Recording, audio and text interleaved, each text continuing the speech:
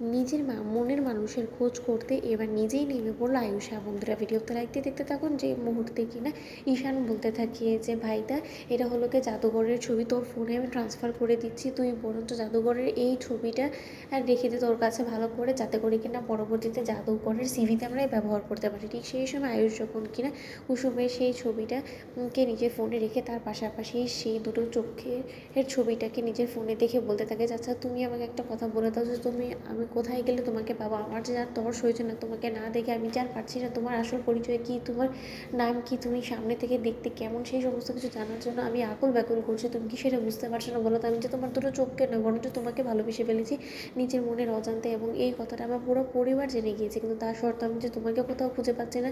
আজ কাকিমণি যা কিছু করছে এতে করে আমি আমার মনে অনেক বেশি আঘাত পেয়েছি, অনেক চোট পেয়েছি, কিন্তু তার সত্ত্বেও কোনো কিছু আমি করে উঠতে পারছি না।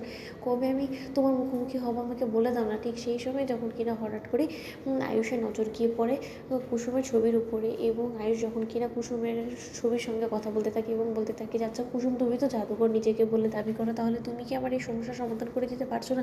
তুমি তো সব কিছু পারো, তাহলে এটার সমাধান কেন করে দিতে পারছো না বলো তো? নাকি তুমি ইচ্ছা করে সমাধান করতে চাইছো না? কারণ তোমার হয়তো বা মনে হয় যে আমাদের বন্ধুত্বপূর্ণ সম্পর্কটা হয়তো নষ্ট হয়ে যাবে, বা আমার জীবনে যদি নতুন ভালোবাসার মানুষ চলে আসে তাহলে আমাদের বন্ধুত্বের সম্পর্কের মধ্যে দূরত্ব চলে আসবে। সেরকম কোনো কিছু থাকলে তুমি আমাকে বলো না কুসুম। তুমিও চুপ করে থাকলে কী করে চলবে বলো তো? তুমি তো আমার সব থেকে কাছের এবং ভালো বন্ধু, তুমি তো আমাকে খুব ভালো করেই চেনো যে আমি ঠিক কী চাই, এবং আমি যে এই মুহূর্তে এই দুটো চোখকে পাওয়ার জন্য আকুল ব্যাকুল করছি সেটা তুমি বুঝতে পারছো না। ঠিক সেই সময় হঠাৎ করেই যখন কিনা আয়ুষ লক্ষ্য করে কুসুমের দুটো চোখ এবং সেই ছবির মধ্যে থাকা দুটো চোখও অবিকল হুবহু মিলে যাচ্ছে। ঠিক সেই সময় আয়ুষ বলতে দেখছে কী ব্যাপার, আমি কি ভুল দেখছি নাকি আমি যেটা দেখছি সেটাই সত্য? কুসুমের চোখ অবিকল আমি যে দুটো চোখকে খুঁজছি সেটার সঙ্গে কী করে মিলে যাচ্ছে? এটা কী করে সম্ভব?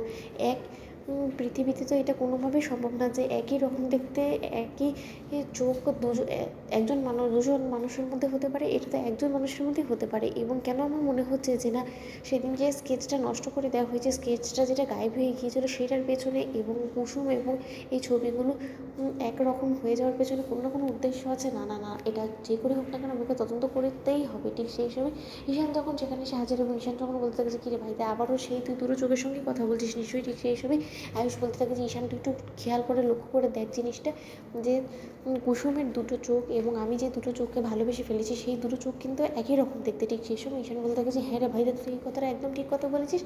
এটা তো এখন আমারও মনে হচ্ছে যে আমরা যাকে এতদিন ধরে খুঁজছি সে তো আমাদের চোখের সামনেই আছে, যাকে কিনা আমরা আমাদের সব থেকে ভালো বন্ধু বলে মনে করি। তাহলে কি সেদিন রাতুল কুসুমের ছবি তুলেছিল কুসুমের অজান্তে, যেটা কুসুম জানে না? তো বন্ধুরা লাইক এন্ড শেয়ার করো, সাবস্ক্রাইব করতে ভুলো না।